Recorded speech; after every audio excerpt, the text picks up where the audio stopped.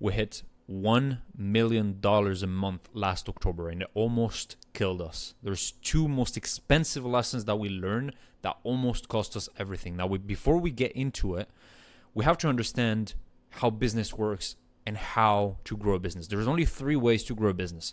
Number 1, you get more clients. So that's basically your marketing and your funnels, right? Number 2, you get them to spend more. So it could be the upsells, higher prices, etc., etc. Number 3, you get them to spend more often. So that's recurring offers, back end, etc., etc., right? Now, for us, where we were struggling and our bottlenecks was on how to get more clients. So our marketing and funnels, right? Now, when it comes to marketing, we have to understand the 5 different stages of awareness. This is a concept that most people know about, but like so many people overlook it. That's actually crazy. That's a joke. So I thought I would do just a quick recap for those who don't know what it is. But basically, if you don't know what that is, in every single market, audience, niche, you have 5 different type of people. So you have number 1, someone who's completely unaware. They don't even know they have a problem. They don't even know about solutions because they don't know they have a problem, right? They don't know about you, etc., etc. Number 2, you have someone who's problem aware. So that means they know they have a problem, but they don't know about potential solutions, etc. Number 3, you have solution aware. Solution aware means that basically they know they have a problem. They know there are solutions out there, but they don't know about your specific solution. Then you have product aware. Product aware means that they know about potential solutions out there and they know about your potential solution. They know about your product, but they're just not quite sure yet that, you are the best way to solve the problem. That's basically what it is. And then most aware, they know about you, they like you, they trust you, they know your offer, they're ready to buy, right? Now, here's the thing with that pyramid. The higher up you go, the smaller your pond of people is, right? Most aware and product aware people, the pond is quite small and the competition is crazy. Everyone is trying to compete for those guys. The reason for that is because those guys are ready to buy. They can give you money now, right? Now, the lower down you go in that pyramid, the bigger the pond, meaning like the more potential people you can convert, the less competition there is, but also the much more work you have to do in order to turn them into a client. Because once again, like if you look at the pyramid, at the bottom, they don't even know they have a problem, so let alone knowing about your product, right? And if they don't even know they have a problem, that means that there is multiple sales that needs to happen, not just like, hey, here's the product and here's why it's the best, right? So, that being said, every business is competing at the top because at the top is basically the closest to the money. At the top of the pyramid is basically the closest to the money, right? If you target the top of the pyramid, people will give you money quickly. The problem is at the top of the pyramid, what you most likely will find is high CAC, right? It will be very expensive for you to get a customer in because once again, the pond is small and everyone is competing for those guys. Everyone wants to land those guys, right? So, if we know that there is a high CAC, but also those guys are the ones that give you money quick, how do we solve that issue of high CAC? The answer, very expensive lesson, which goes back to the basic that we forgot about, is your messaging, right? Your messaging is what dictates whether your CAC is high or low. And it's irrelevant as to where it is in the pyramid. Your messaging is what will bring your cost of acquiring a customer down, right? Now, what is messaging? Basically, if we look at your audience, your niche, like who you're targeting, right? You have the big group of people that you're targeting, and then within that group of people, you have sub-segments of the audience. What does that mean? Let's say you're selling a gym or fitness offer, right? And your audience is like bodybuilders, for example, right? Sub-segment might be a professional bodybuilder. That's one sub-segment. Another sub-segment might be a bodybuilder that does that just for the sake of fun, right? In an amateur way, right? Those are 2 different sub-segments. Now, if you're selling a course on bodybuilding, then most likely the person who actually does that for a living is willing to pay more money than the guy who does this at an amateur level because he's actually getting paid from it, right?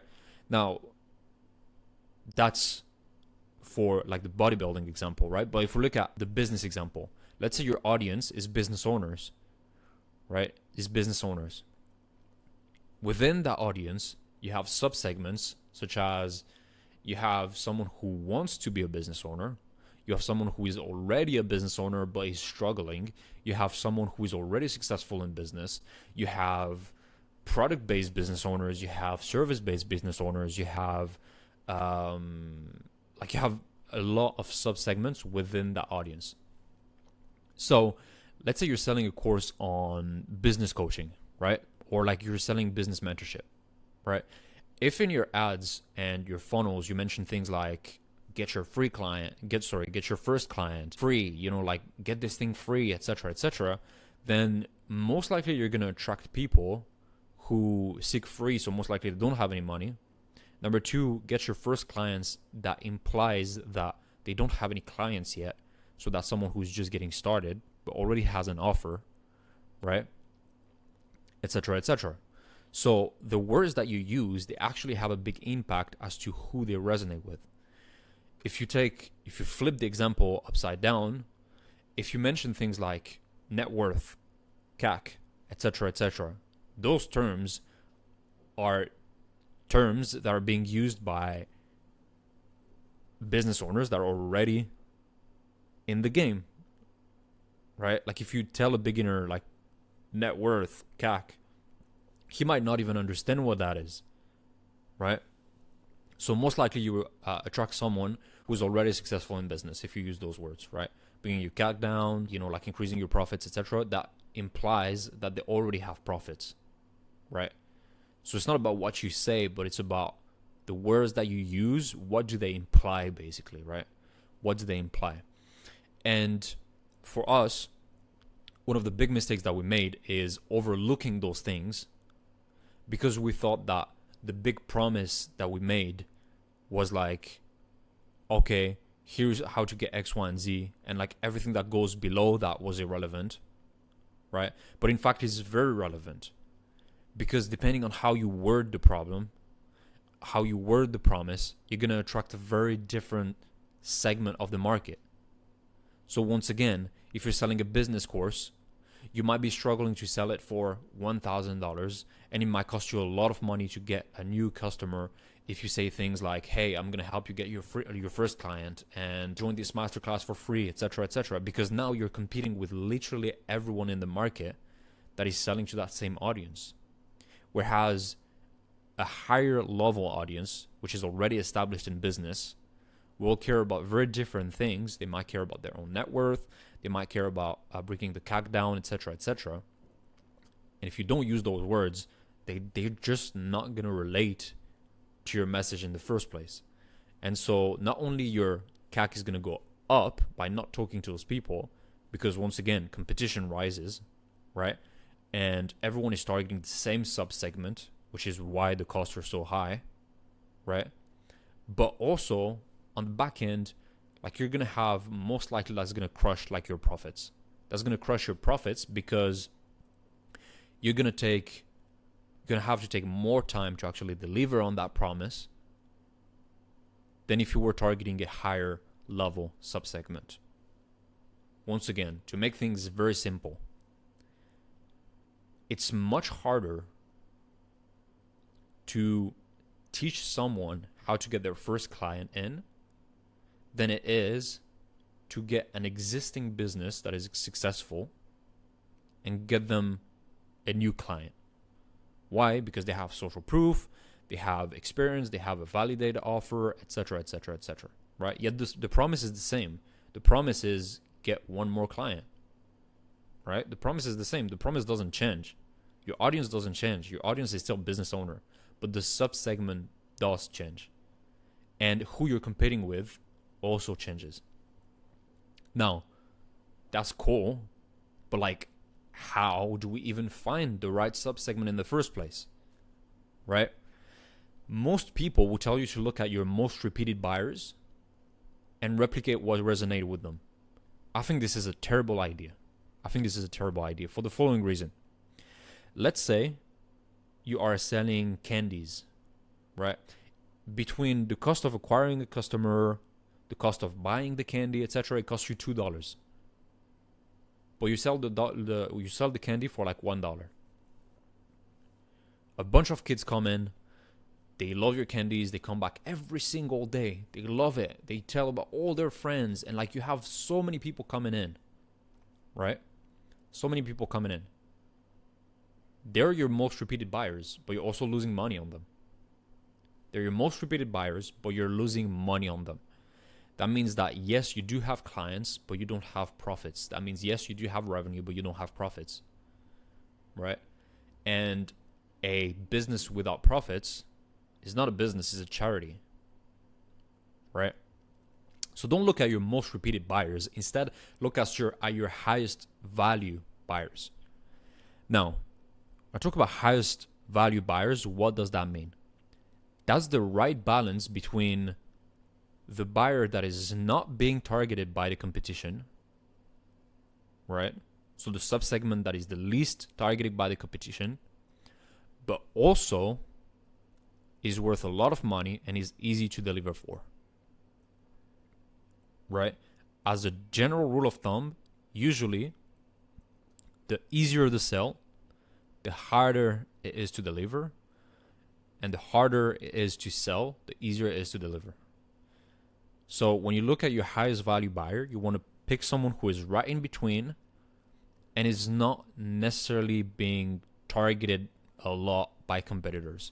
It's fine if there's a little bit of competition, but you don't want to go where everyone is fighting for their attention, right? Once you find that, and by the way, it could be like different subsegments, it doesn't have to be just one. Once you find that, you have to look at their circumstances, their beliefs, what they're trying to get done. You want to understand them in and out, the words that they use, etc., etc. You want to understand what are the problems that they're trying to solve. Because the problem that they're trying to solve is going to be very different than another subsegment, right? Once again, if we take the example of the business owner, someone who's just getting started, their problem is like, hey, I don't have any client. But someone who's already successful, their problem is like, hey, it costs me a lot of money to get a client. And I don't mind paying a lot of money to get a client because it brings me money on the back end. But the problem is I'm not even profitable on the back end. In which case, if you talk about back end revenue, that's only going to attract someone who already has front end revenue, for example, etc., etc. You understand the point, right? So your messaging is what will bring your CAC down. Your messaging is what will bring your CAC down. And if you don't run ads, that means that your conversion rate is going to go up. That means that the speed, like the sales cycle is going to be much shorter as well. It doesn't have to be ads related, right? That's your highest value buyer. Once you have that highest value buyer, what's going to happen is you change your messaging, your CAC goes down, you're going to tap the top of the pyramid, but then at a certain point in time, you're just going to get rid of people that you can potentially target. It's like at some point, okay, the pond now is like you got rid of everything. It's like your CRM is full of people that are most aware and product aware. If you want to scale and if you want to increase the number of people that come in, you need to go down to cold traffic. And cold traffic is basically, you go down to problem aware and completely unaware. Now, the issue when you go down is that, okay, you solve the issue of high CAC, but now the problem when you go down the pyramid is that you're going to have a low return on ad spend. Most likely you're going to have low return on ad spend. And the reason for that is because back when you were at the most aware and product aware stage, you can just sell them a high ticket thing with like a basic funnel. It could be like a VSL funnel or whatever the case might be. And they're going to buy even if it's high ticket because they already know they have a problem. They know about the solution. They know about everything. They know about you. They trust you. They like you. You know what I mean? Like, they're just going to buy. So you might have a high CAC at the top of the pyramid, but it doesn't necessarily mean like low ROAS because they're going to spend a lot of money. At the bottom of the pyramid, however, your CAC is going to go down. Or not your CAC, sorry. Your cost per lead is going to go down. Not necessarily your CAC.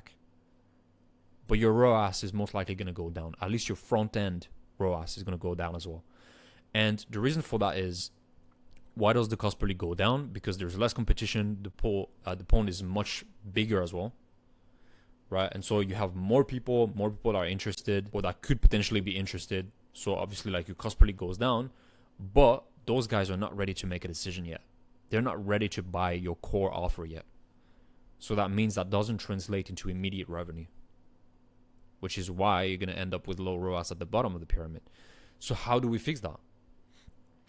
At the bottom of the pyramid, the way you fix it is with a mental model called activation energy.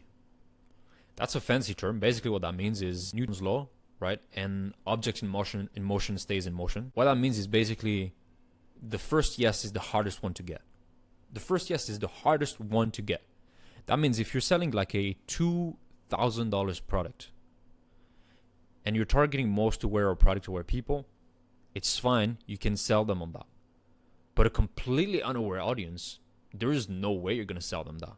There is absolutely no way you're going to sell them that up front, because it's way too big of a gap to say yes to, right? Once again, like the hardest yes is the first one. The hardest yes is the first one. So at the bottom of the pyramid, you might have heard of Russell Brunson value ladder, but essentially what it truly is basically you want to turn a very low commitment, a very simple yes, into another yes, into another yes, into another yes, that turns into a yes to your core offer. That relates to both your marketing and your offers. Let me explain. When I say that relates to your offers, that means that if someone doesn't know you, it's going to be very hard to get them to buy a high ticket product if they didn't buy something low ticket first. That's why low ticket funnels work, because it's much easier to sell something for $47 than it is to sell something for $10,000. But once they say yes to 47, it's much easier to get them on a call to sell them to something else, right? So that relates to offer, right? Your front end offer, you have your front end offer, then your core offer, back end offers, etc., etc. And it's like a value ladder. Something cheap, a bit more expensive, and then very expensive. That's basically what it is, right? Low commitment to high commitment. But that also relates to marketing, meaning you want to get a quick yes in your funnel as well. That's why a lot of people are struggling with cold email, for example. And in the cold email, they're asking for a call, a 30-minute call. Let's jump on a 30-minute audit call. It's high commitment. It's like, you're going to take 30 minutes of my time. I don't even know you. I don't trust you. I don't like you. At the bottom of the funnel, right? At the bottom of the funnel, for people who are problem aware and completely unaware, or people who are cold, right? You want to get a low commitment. You want to get the first yes in, because it's much easier to get a series of yeses afterwards, right? Than if you're just trying to get the yes for the core offer or for the core, like, ask, right? That's the reason why, for example, local businesses, especially beauty stores, etc., when you enter the store, what does that look like? What does the funnel look like? Low commitment. First thing, okay, hey, would you like to try a sample? Right? Or even food stores, they do that as well. It's like, hey, would you like to try a sample? Very low commitment. It's very hard to say no to. It's like, hey, here's something for free, just try it. There's nothing I want from you, just try it. Right? Now, once you try that thing, the next question is like, hey, would you like to come in the store? Now it's an easy yes, because you just said yes to trying the thing. So yeah, let me just have a look. It's an easy commitment as well. That's the second commitment. The third commitment might be like, hey, would you be open to like doing a quick diagnosis and whatnot on your skin and whatnot? For example, if you're in a beauty store, it's like, you just take 5 minutes. We're just going to audit like your skin and like whether it's dry or like, or even they might just ask you a question like, do you have like dry skin or oily skin? That's a very low commitment once again, but all of these are small yeses that are very hard to say no to, but they actually lead to the higher yes, which is buying a product. Once you're in the store and they tell you about X, Y, and Z product to fix your oily skin or your dry skin or whatever the case might be because you just told them, now you're much more likely to buy. You're already inside, you try the product, you try X, Y, and Z. It's like, it's very hard for you to say no to buying a product. And once you bought the first time, then it's much easier for you to come back and repeat and buy again and again and again and again. Right? So that's the same thing with any funnel, really. Like, the more friction you have throughout the funnel, right? The more frictions you have, the less people are actually going to move up the ladder. Now, here's the thing. The mechanics, aka like how you do it, it doesn't matter. Webinars funnel work, VSL funnel work, low ticket funnel work. They all work. They all work. If someone tells you that one of these funnels doesn't work, it's because they didn't understand the mechanics behind it. So if we go back to the pyramid, you're going to understand very quickly the series of yes that we need to achieve. The only purpose of that series of yeses that we want is to get someone from completely unaware to problem aware, from problem aware to solution aware, from solution aware to product aware, and from product aware to most aware. That's the only purpose of the series of yeses that we're looking for.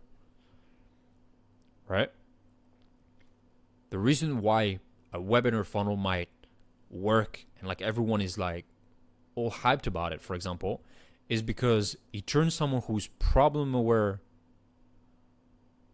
or like low solution aware into someone who is most aware. They know about your product, etc., etc.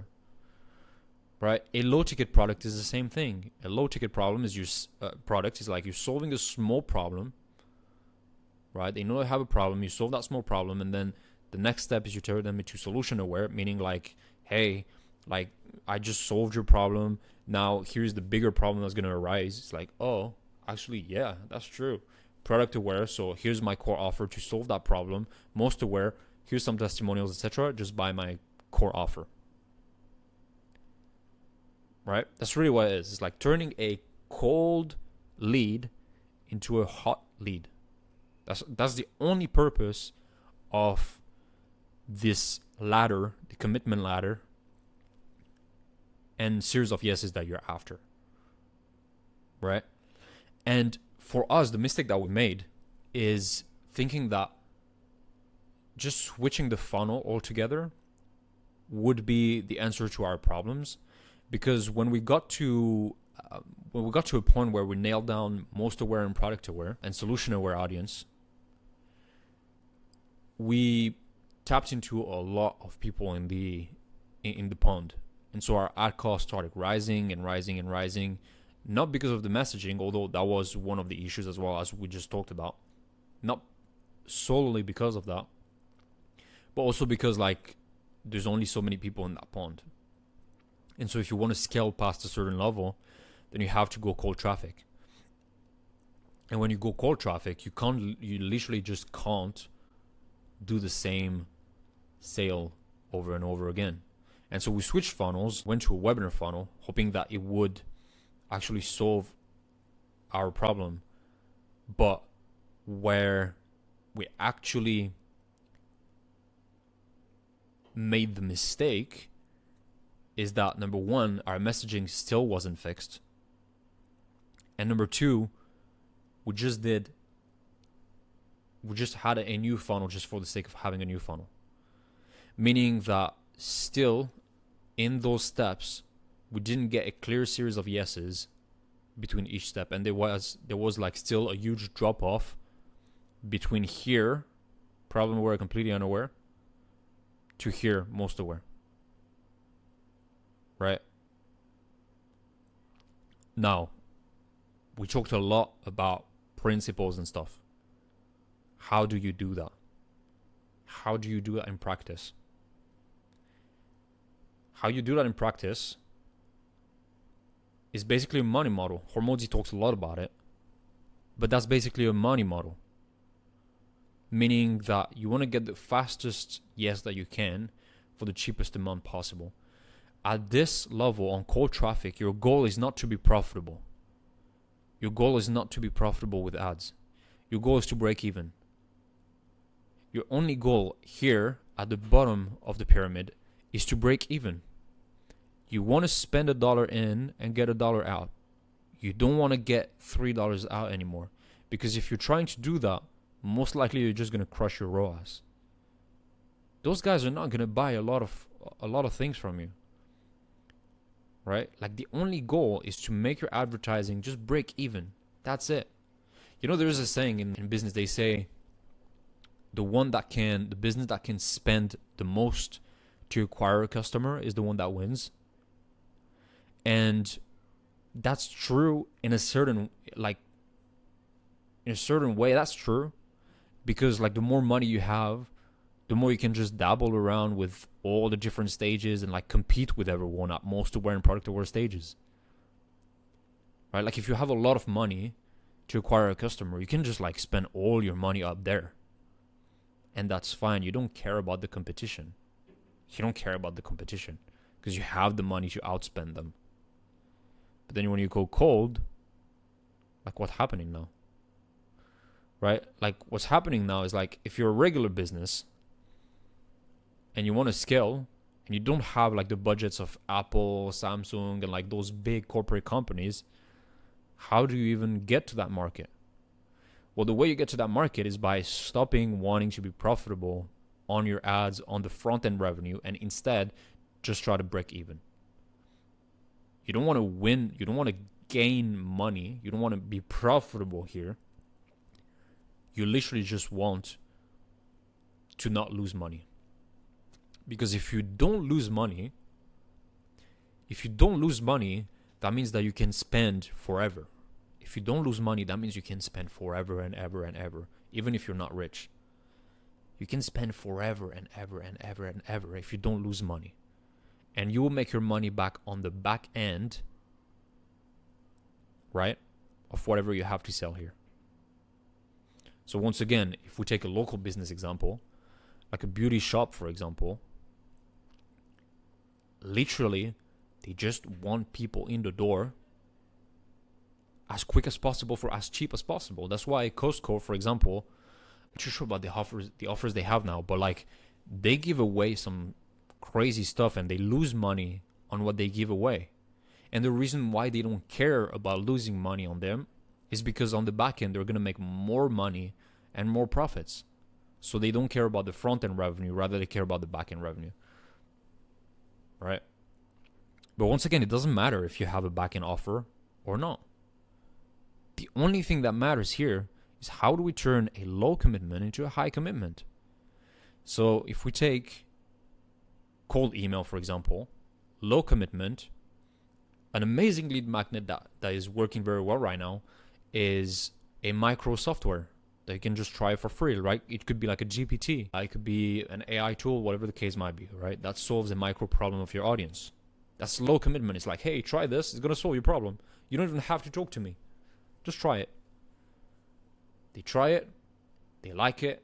At the end, your GPT might be like, hey, if you need more help, just watch that video from me where I go a bit more in depth as to how we actually solve the same issues for our clients. Watch the VSL, jump on a call, and now you're on a call with them. Right? If you are selling, it really doesn't matter what you're selling. If you have a VSL funnel, low commitment. Actually, let's start with a high commitment. High commitment is like, hey, fill out this thing, fill out this form, watch this VSL, and then maybe if you're qualified, someone will get back to you and you get to spend some time on a call with them, 30 minutes, maybe 1 hour, where they'll just, qualify you a bit more. And then if you're fit, then only then you get to actually join our program. It's way too high of a commitment for a cold audience. For a cold audience, a small yes might be, organic content is wonderful for that, because it's like the first yes is literally watch this video, get value from it. That's the first yes. Everyone binge watches some type of videos at some point, even business owners, like we all do. So getting someone to watch a video is a much lower commitment. If you don't have any organic presence, then your low commitment might be just a value-based video on a engagement campaign on Facebook ads, right? And then you retarget those guys that watched it with a direct response offer where you can give them a lead magnet, for example, right? And then when they download the lead magnet, the next thing is get into the VSL funnel. And if it's not the lead magnet, then it could be a webinar funnel. It could be whatever the case might be. Because once again, the mechanics, aka that how, they don't matter. The only thing that matters is that we want to turn a low commitment into a high commitment. We want to turn someone into a no by having a series of yeses along the way. So we want to turn a small yes into a slightly bigger yes, into a bigger one, into a bigger one, up until they say yes to the biggest offer, right? Now, if you'd like a video on me breaking down basically this and how to apply it to a funnel in a bit more details and practical way, just let me know in the comments below. Drop a like if you like the video. And yeah, just let me know your feedback overall. I'm curious to see if you got value from it. These are 2 lessons that we really forgot about, and they cost us a ton of money. So if you like more videos like that where I share kind of the lessons that we learned growing from, like 5 figures a month to 7 figures a month in under 10 or 12 months, just let me know, and see you in the next one.